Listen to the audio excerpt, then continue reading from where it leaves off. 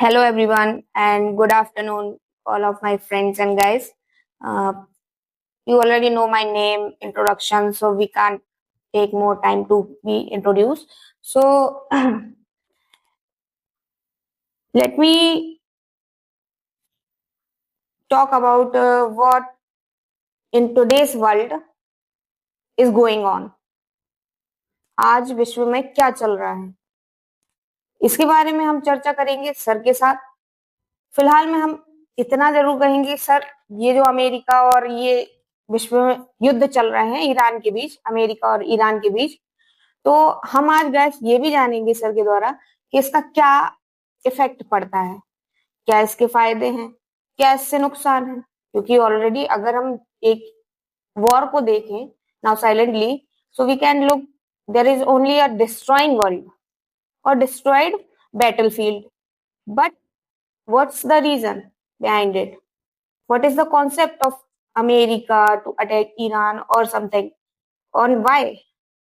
So we can start. Let me know, sir. America और Iran का जो युद्ध चल रहा है उस पे आपका क्या पॉइंट ऑफ व्यू है? ओके, सो मैं आपसे एक सवाल पूछना चाहूंगी सर इसके बारे में कि युद्ध एक नियम है और शांति अपवाद है। आज की दुनिया इसी नियम पर चल रही है। जो भी ये फॉर्मूला है, जो भी ये फैक्ट है, इसी नियम पर चल रही है। एक ताकत, वर्चस्व और दुनिया एक प्रकार से बारूद के ढेर पर बैठी हुई है, क्योंकि वो बैटलफील्ड में जो बारूद का जो ढेर है उस पे आज पूरी दुनिया बैठी हुई है। बट ऐसा माना जाता है कि प्रथम और द्वितीय विश्व युद्ध में इतनी तबाही नहीं हुई थी जितनी कि तीसरे विश्व युद्ध के होने से हो सकती है। ओके, नाउ अगर हुआ, अगर तीसरा युद्ध हुआ, थर्ड वर्ल्ड वॉर, तो प्रथम और द्वितीय में तो ये देखा गया था कि लोगों ने बंदूकों का एंड बमों का यूज किया था। ओके, बॉम्ब वगैरह एंड बंदूकों का। तो अगर तीसरा विश्व युद्ध होता है तो इसमें तो हमें साफ नजर आ रहा है ना कि इसमें तो वो न्यूक्लियर वगैरह ये सारी चीजों का उपयोग कर रहे हैं, परमाणु बमों का उपयोग कर रहे हैं। तो सर ये क्या इफेक्ट डालता है एक बैटलफील्ड में, एक वॉर में, एंड अपने आप को प्रूफ इफेक्ट डालता है, इफ प्रूफ करता है। ये क्या प्रूफ करेगा सर अगर हम इसके बारे में बातचीत करें तो? धन्यवाद। देखिए, जैसे आपने जो बात कही जी कि एक तो जैसे कि उसमें जो वार आजकल हमें दिखाई दे रहा है, तो एक तो वार को लेकर के, युद्ध को लेकर के आपने बात कही जी ना कि युद्ध क्यों होते हैं और ये सारी चीजें। और दूसरा ये है कि जैसे आपने कहा कि first world war and second world war जो हुआ था उसमें तो ठीक है, बमों और बंदूकों का यूज हुआ था जी, लेकिन if the third world war happening in the future, yes, तो डेफिनेटली इसे जो है न्यूक्लियर उससे हथियारों से लड़ा जाएगा ऑब्वियसली ना। देखिए, अंतरराष्ट्रीय राजनीति की अगर बात करें तो अंतरराष्ट्रीय राजनीति ताकत से संचालित होती है। जिसके पास ताकत है ना, वही अपना वर्चस्व स्थापित करना चाहता है। जैसे आपने कहा कि युद्ध एक नियम बनता चला जा रहा है। जी बिल्कुल, ये अंतरराष्ट्रीय राजनीति का एक फेमस कोर्स भी है और इस नियम को एक पॉलिटिकल थिंकर थे मार्गन थाउ, उन्होंने काफी पॉपुलर बनाया। ओके, और जब उन्होंने ये बात कही कि युद्ध नियम है और शांति अपवाद है, तो उनका कहने का मतलब ये था कि अंतरराष्ट्रीय राजनीति ताकत से संचालित होती है। जिसके पास ताकत है वो अपना वर्चस्व स्थापित करना चाहता है। और फिर बात केवल अंतरराष्ट्रीय राजनीति की नहीं, राष्ट्रीय राजनीति की भी हो तो भी जिसके पास में ताकत है वही तो अपना हेजेमनी अपना एस्टेब्लिश कर लेता है, पावर एस्टेब्लिश। आज देखिए अमेरिका के पास में पावर है, ओके। लेकिन एक समय ब्रिटेन के पास में भी पावर थी और ब्रिटेन ने अपनी पावर, अपनी ताकत की दम पर पूरी दुनिया में अपना साम्राज्य स्थापित कर लिया था, जिसके साम्राज्य के बारे में कहा जाता था कि उसके साम्राज्य में कभी सूर्यास्त नहीं होता है, क्योंकि उसने अब पूरी दुनिया में इतनी कॉलोनी बना ली थी, इतना उसका बड़ा साम्राज्य था कि किसी न किसी देश में तो सूर्य उदय होता ही रहता था। तो एक समय ब्रिटेन के पास ताकत थी और उसने अपनी ताकत की बल पर पूरी दुनिया को अपना गुलाम बनाया, पूरी दुनिया में अपना वर्चस्व स्थापित किया जी। लेकिन ताकत हमेशा तो रहती नहीं है। सेकेंड वर्ल्ड वॉर के बाद उसकी भी जो पावर थी वो कोलैप्स कर गई। जब उसकी पावर कोलैप्स कर गई सेकेंड वर्ल्ड वॉर के बाद, तो दुनिया में दो सुपर पावर का उदय हुआ, एक यूएसएसआर और दूसरी थी यूएसए, जिसको आज हम रूस के नाम से जानते हैं। इसको पहले यूएसएसआर के नाम से जाना जाता था, सोवियत संघ जिसको कहते हैं। और दूसरा जो पावर था का सेंटर था वो अमेरिका, यूएसए था। तो इन दोनों के बीच में वर्चस्व की लड़ाई चली और इन्होंने पूरी दुनिया में अपने अपने ब्लॉक बनाए, अपना अपना साम्राज्य का इन्होंने विस्तार किया, जिसको इतिहास में कोल्ड वॉर के नाम से भी जाना जाता है। तो कोल्ड वॉर के दौर में आप देखेंगे कि पावर के दो सेंटर हो गए पूरी दुनिया में, एक यूएसएसआर में शिफ्ट हो गया और दूसरा यूएसए में शिफ्ट हो गया जी। लेकिन 1990 के आसपास पहुंचते पहुंचते यूएसएसआर का डिसइंटीग्रेशन हो गया, उसका भी पावर कोलैप्स हो गया। अब जब यूएसएसआर का पावर कोलैप्स हुआ जी, तो जो पावर अभी तक जो पावर के दो सेंटर थे, एक यूएसएसआर में एक यूएसए में, जब यूएसएसआर का पावर कोलैप्स हुआ तो वो पावर जाकर के शिफ्ट हो गई यूएसए में। और आज यूएसए दुनिया का सबसे पावरफुल देश है। और मैंने क्या कहा कि जिसके पास पावर होती है वो अपना वर्चस्व दुनिया में बढ़ाना चाहता है जी। और वर्चस्व बढ़ा क्यों रहे हैं? क्योंकि उन्हें संसाधनों की तलाश है, उन्हें ऊर्जा की तलाश है, उन्हें गैस की तलाश है। वो अपना वर्चस्व इसलिए भी स्थापित करते हैं ताकि दूसरे देशों के, दुनिया के दूसरे देशों का, जो कमजोर देश है, जो पिछड़े देश हैं, उनका शोषण कर सकें। एक समय जब 1914 में प्रथम विश्व युद्ध की शुरुआत हुई थी जी, तो ब्रिटेन ने एक स्टेटमेंट दिया कि हम अलोकतांत्रिक दुनिया को लोकतांत्रिक बनाने के लिए निकले हैं। जबकि इस स्टेटमेंट के पीछे हकीकत ये थी, दुनिया को लोकतांत्रिक बनाने के पीछे हकीकत ये थी कि वो दुनिया के अन्य देशों पर अपना वर्चस्व स्थापित कर रहा था और वहां के संसाधनों को ढो ढो करके अपने देश ले जा रहा था। ओके। और आज वही काम अमेरिका कर रहा है। जैसे अभी पिछले महीने 1 जनवरी की बात है जी, अमेरिका ने वेनेजुएला के राष्ट्रपति और उनकी पत्नी को आधी रात को उठवा लिया जी। अमेरिका के पास में आज पावर है भाई, जिसके पास में पावर है। अब वेनेजुएला को उठाने का कारण क्या है? क्योंकि वेनेजुएला के पास में बताया जाता है कि 80-90% तेल का भंडार है, तो वो उसके तेल पर कब्जा करना चाहता है। तो पूरा खेल जो दुनिया में आज पावरफुल शक्तियां जो खेल रही हैं, वो संसाधनों को लेकर के खेला जा रहा है। They need all the resources. भाई सारा जो खेल हो रहा है, जो गेम पूरा है, वो संसाधनों की क्षमता से जुड़ा हुआ है कि संसाधनों का कैसे शोषण किया जाए, कैसे अपने देश में उनको ले आया जाए। तो भाई विकसित देश भी हैं, जो पावरफुल देश भी हैं, अमेरिका हो चाहे कोई भी हो। आज अमेरिका क्या है? अमेरिका ने आज हकीकत यह है कि उसने अपना एक गैंग बना लिया है और वो उस गैंग का आज सरदार बना हुआ है। एक समय ऐसा ही गैंग ब्रिटेन ने बनाया था और ब्रिटेन उन देशों का सरदार हुआ करता था।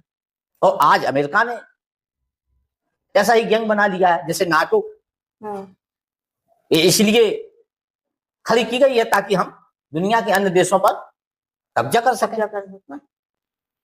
तो आज जैसे एक समय ब्रिटेन जो है एक गिरोह का सरदार हुआ करता था, आज वैसे ही अमेरिका एक गिरोह का सरदार है। और पूरा खेल खेला जा रहा है इस वजह से कि दुनिया के अन्य देशों से संसाधन को ढोकर के कैसे वो अपने देश में शिफ्ट कर सके, कैसे वे अपना वर्चस्व स्थापित कर सके। भाई वहां भी जनसंख्या बढ़ रही है, उनकी जरूरतें बढ़ रही है, संसाधन सीमित है, जरूरतें असीमित है, तो पूर्ति कैसे होगी? पूर्ति तो दो तरीके से होगी, या तो आप अपना प्रभाव जमा लें, अपना वर्चस्व स्थापित कर लें, या फिर दूसरा माध्यम है युद्ध। भाई अगर वो एक कहावत नहीं है कि जब जब सीधी उंगली से घी ना निकले तो थोड़ा सा टेढ़ी कर लो उंगली ना। तो आज अमेरिका वही तो कर रहा है कि जहां उसका प्रभाव काम नहीं कर रहा है तो फिर वो वहां युद्ध पर उतारू हो जाता है ना। युद्ध के माध्यम तो युद्ध, अब देखिए जो युद्ध है, जैसे कि प्रश्न में जो बात कही गई है कि युद्ध नियम है और शांति अपवाद है जी। युद्ध जब होता है तो युद्ध कोई देश अकेले नहीं लड़ता है, युद्ध दो या दो से अधिक देशों के बीच में होता है। लेकिन उसका थ्रेट तो पूरी दुनिया में कायम हो जाता है। उसका जो डर भय है वो पूरी दुनिया में कायम होता है। और जब डर पूरी दुनिया में कायम होगा, पूरी दुनिया डर के साये में जब रह रही होगी, तो दुनिया के अन्य देश क्या करते हैं? भाई वो भी उस डर से निजात पाने के लिए अपने देश का रक्षा बजट बढ़ा देते हैं, सीमा पर चौकसी बढ़ा देते हैं, हथियारों की खरीद फरोख्त करने का लगते हैं, हथियारों का एक बड़ा जखीरा खड़ा करने लगते हैं। जैसे आज भारत को चीन से डर है, ईरान को सऊदी अरब से डर है, अमेरिका से डर है ना, इजराइल को ईरान से डर है, यूक्रेन को रूस से डर है, उत्तर कोरिया को दक्षिण कोरिया से डर है ना, आर्मेनिया को अजरबैजान से डर है। तो पूरी दुनिया में ही तो थ्रेट कायम है जी, कि कहीं भाई उसके साथ में भी युद्ध ना हो जाए। जैसे आज अमेरिका ने ईरान पर हमला किया, ईरान से युद्ध कर रहा है, तो एक थ्रेट जो कायम हुआ है, ये तो पूरी दुनिया में कायम हुआ है ना थ्रेट, कि भाई उसके साथ में भी युद्ध ना हो जाए। तो देश क्या करेंगे? देश अपने रक्षा बजट बढ़ाएंगे, हथियारों का जखीरा खड़ा करेंगे, सोशल सिक्योरिटी लेवल को अपना इंक्रीज करेंगे जी। तो देखिए इस कोर्ट्स का कहने का मतलब यह है कि युद्ध नियम है। इसका मतलब ये नहीं है कि युद्ध हमेशा होते रहते, इसका मतलब यह है कि युद्ध होने की संभावना में देश जीते रहते। वो ऐसी सिचुएशन वो सिचुएशन ऐसी बन गई क्योंकि मॉर्गनथाउ एक पॉलिटिकल रियलिस्टिक थिंकर है, यथार्थवादी विचारक है। तो उन्होंने जो खाका खींचा है युद्ध का, तो इस वजह से, क्योंकि युद्ध इस वजह से हो रहे हैं कि कभी शक्ति प्रदर्शन, देश का पावरफुल शक्तियां हैं तो वो शक्ति प्रदर्शन करना चाहती हैं, कभी संसाधनों को ढोना चाहती हैं, वर्चस्व स्थापित करना चाहती। तो ताकत, वर्चस्व, शक्ति, ये पावर, ये सब क्या है? ये सब कभी कभी दिखाने के लिए भी युद्ध करना पड़ता है जी। बिल्कुल। तो पूरी दुनिया में जो आज युद्ध का एक माहौल सा बन गया है या बनाया जा रहा है जी, तो वो कुल मिलाकर के युद्ध एक नियम है। इसके पीछे कहने का मतलब यही है कि युद्ध हमेशा होते नहीं रहते हैं, युद्ध होने की संभावना में देश हमेशा जीते रहते हैं। जैसे भारत को चाइना से डर है, पाकिस्तान को भारत से डर है ना, इजराइल को ईरान से डर है, ईरान को अमेरिका से डर है, यूक्रेन को रूस से डर है। तो वो डर के साए में ही तो जी रहेंगे। तो जब डर के साए में जिएंगे तो वो तो युद्ध जैसी फायदा उठाएगा उसका। हाँ जी, इस नियम के पीछे यही जो मॉर्गनथाउ ने कॉन्सेप्ट दिया था, तो यही है कि युद्ध क्यों जो है होते हैं और क्या उसकी संभावना, पॉसिबिलिटी बनी रहती है। Okay, thank you so much sir for your answer.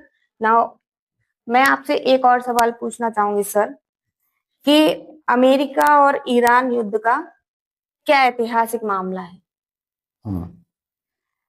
एक समय तो ईरान अमेरिका के साथ खड़ा था, लेकिन आज का परिदृश्य पूरी तरह से बदल गया है। आज की जो सिचुएशन है वो पूरी तरह से चेंज हो चुकी है। तो इसे आप कैसे देखेंगे सर? इसका मतलब आपका पॉइंट ऑफ व्यू क्या है, इसे कैसे देख सकते हैं लोग वर्ल्ड में, क्या उनकी राय हो रही है, क्या उनका पॉइंट ऑफ व्यू हो रहा है, क्या कहेंगे सर आप इस बारे में? देखिए है क्या, एक बात जो शुरुआती समय में ही कहनी चाहिए थी, वो मैं यहाँ मतलब अभी कहता हूँ कि हम लोग जो साप्ताहिक प्रोग्राम करते हैं, इसमें बहुत से मुद्दे ऐसे होते हैं जो हम लोग सिविल सेवा की तैयारी करने वाले छात्रों को दृष्टि में रख करके भी चर्चा करते हैं, और एक सोशल अवेयरनेस के लिए भी हम लोग साप्ताहिक प्रोग्राम में चर्चा करते हैं ना, और मतलब सिविल सेवा के छात्रों को दृष्टि में रख करके भी, just to increase acknowledgement of the youth. हाँ, तो देखिए अब जैसे आपने ये बात कही, अमेरिका और ईरान के मतलब कभी दोस्ताना संबंध भी थे। हाँ, ये बात देखिए है क्या कि 1979 में ईरान में एक इस्लामिक क्रांति हुई। इस्लामिक क्रांति होने से पहले अमेरिका और ईरान के संबंध अच्छे थे। इस्लामिक क्रांति से पहले वहां ईरान की जो बागडोर थी मोहम्मद रजा पाहलवी के हाथ में, तो उनके अमेरिका से ठीक ठाक संबंध थे। माना तो ये भी जाता है कि एक प्रकार से अमेरिका के द्वारा ही उनको बैठाया गया था वहां पर, मतलब एक प्रकार से कंट्रोल जो उनका मोहम्मद रजा पाहलवी का था वो अमेरिका के हाथ में था। लेकिन 1979 में वहां एक इस्लामिक क्रांति हुई अमेरिका में और वो इसी के विरोध में, अमेरिका के विरोध में हुई थी। अमेरिका की वर्चस्व का, अमेरिका की ताकत का, अमेरिका के कल्चर का वहां के लोग विरोध करने पर उतर आए। तो जब इस्लामिक क्रांति हुई वहां पर, इसके बाद से पूरा परिदृश्य बदल गया ईरान का। जब ईरान का जब ईरान का पूरी तरीके से परिदृश्य 1979 के बाद में बदल गया, जो अभी खामनेई मारे गए हैं, उनके हाथ में वहां की बागडोर आई और ये सुप्रीम लीडर बने थे वहां के, तो ये अमेरिका के धुर विरोधी थे। अच्छा, अब इन्होंने क्या किया कि इधर मिडल ईस्ट में इन्होंने जैसे ईरान हो गया, रूस हो गया, चीन हो गया, इन तीनों देशों ने मिलकर के एक त्रिगुट बना लिया। अच्छा, ये तीनों ही देश अमेरिका के धुर विरोधी देश हैं। अमेरिका की नीतियों का, उसके वर्चस्व का, उसके मतलब पावर का, सब प्रकार से विरोध करते हैं, उसके कल्चर का। तो इधर अमेरिका ने दूसरी ओर क्या किया कि अमेरिका ने भी इजराइल और सऊदी अरब के साथ मिलकर के एक त्रिगुट बना लिया ईरान के विरोध में। अमेरिका को और ईरान, अमेरिका, इजराइल और सऊदी अरब को सबसे बड़ा खतरा जो ईरान से है वो है उसके परमाणु हथियार को जो है ईजाद करने के लिए, कि कहीं अगर ईरान ने परमाणु हथियार ईजाद कर लिए या उसने परमाणु हथियार बना लिए, तो ये जो अमेरिका के अलाई कंट्री है, जैसे इजराइल है, सऊदी अरब है और भी जो देश हैं, उनके लिए सबसे बड़ा खतरा है। इसलिए अमेरिका चाहता है कि ईरान को हर कीमत पर परमाणु हथियार हासिल करने से रोका जाए। अमेरिका, अब देखिए अमेरिका और ईरान का जियोग्राफिकल डिस्टेंस काफी बड़ा है लेकिन अमेरिका की जो अलाई कंट्री है उनके अंदर तो थ्रेट है ना, बिल्कुल, कि अगर ईरान ने कहीं ऐसा कर लिया तो फिर यहाँ समस्या हो जाएगी मिडल ईस्ट में।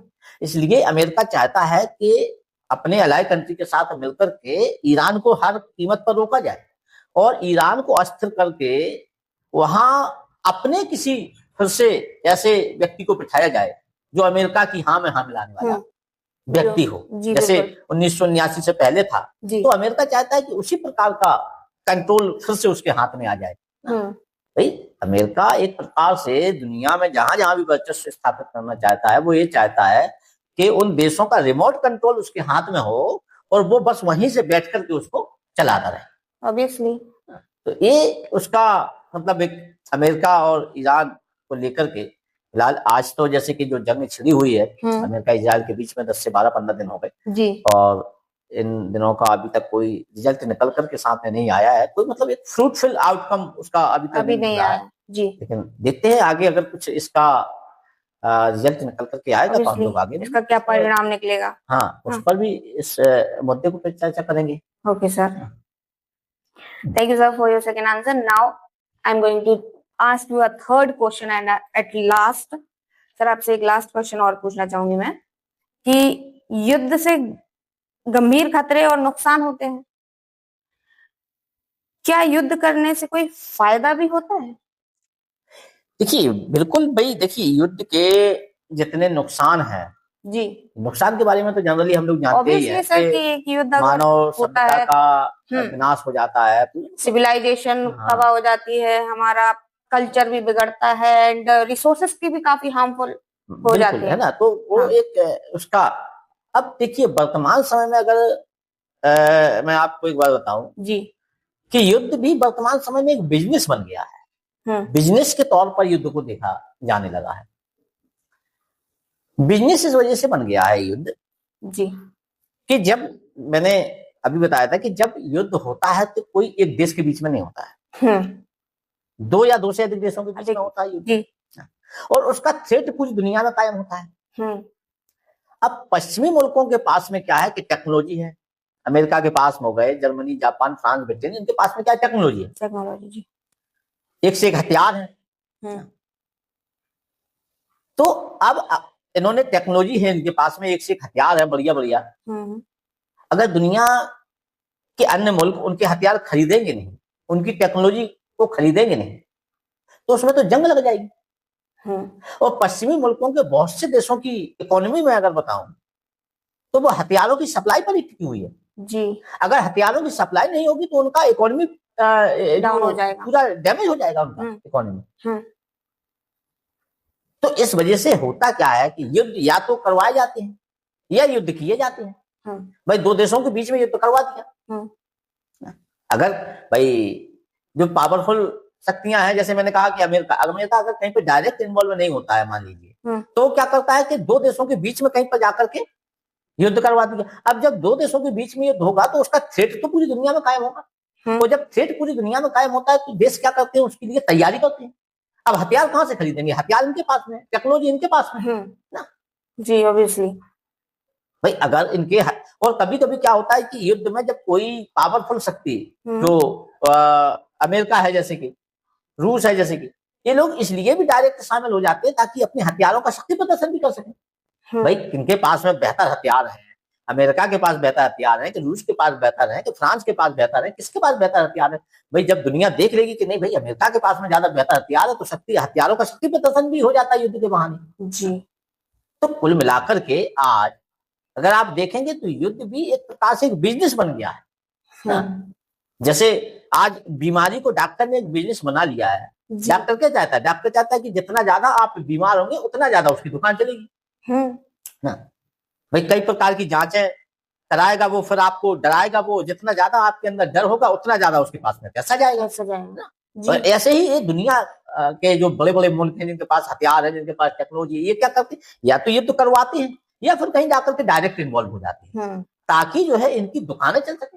भाई इनके पास में टेक्नोलॉजी है, इनके पास में एक से एक हथियार है, ये अपनी इकोनॉमी बढ़ाने के लिए, इंक्रीज करने के लिए दूसरे देशों की इकोनॉमी को डाउन कर देते हैं। इकोनॉमी तो डाउन होगी वो तो एक अलग है, ठीक है, दूसरे देश में, लेकिन इनका इकोनॉमी तो बूस्ट होगा ना जी, इंक्रीज होगा। भाई इनका तो पूरा जो इकोनॉमी, इनकी पूरी अर्थव्यवस्था है, जैसे मैंने कहा पश्चिमी मुल्कों के बहुत से देशों की अर्थव्यवस्था तो हथियारों की सप्लाई पर ही टिकी हुई है जी, बिल्कुल। अगर हथियारों की सप्लाई नहीं करेंगे वो, तो उनका तो इकोनॉमी पूरी तरीके से डैमेज हो जाएगी ऑब्वियसली। और अमेरिका तो इस वजह से वो क्या करते हैं, या तो युद्ध करवाते हैं जी, या फिर जो है कहीं पर डायरेक्ट इन्वॉल्व हो गए। तो अब डायरेक्ट, जैसे आज ईरान के बीच में अमेरिका ईरान का युद्ध होगा, तो अमेरिका और ईरान के बीच में युद्ध नहीं हो रहा, बल्कि ये युद्ध आप एक जान लीजिए कि इसका जो प्रभाव, इसका जो थ्रेट है, इसका जो डर है, वो पूरे मिडिल ईस्ट में तो हो ही रहा है, लेकिन दुनिया के अन्य मुल्कों में भी इसका मैसेज जा रहा है। वो भी अपनी तैयारी करेंगे, वो भी अपने रक्षा बजट बनाएंगे, वो भी सीमा पार चौकसी बनाएंगे, वो भी नए नए हथियार खरीदेंगे जी। अब हथियार जब नए नए खरीदेंगे, जब हथियार क्या नाम उनके पास में होंगे, तभी तो वो अपनी सेफ्टी ढंग से कर पाएंगे। अब हथियार आएंगे कहां से, हथियार इनके पास में, टेक्नोलॉजी इनके पास में। तो इस वजह से होता क्या है कि युद्ध करवाए भी जाते हैं और युद्ध किए भी जाते हैं। Okay, thank you so much sir, आपने तीसरा आंसर भी बहुत अच्छा दिया है, हमें कॉन्सेप्ट भी बहुत अच्छे से समझ आया है। मेरे जो डाउट्स थे सर वो भी क्लियर हो चुके हैं। तो thank you everyone, thank you guys for watching our video and we're trying to get some new topics in next Sunday. So thank you for watching.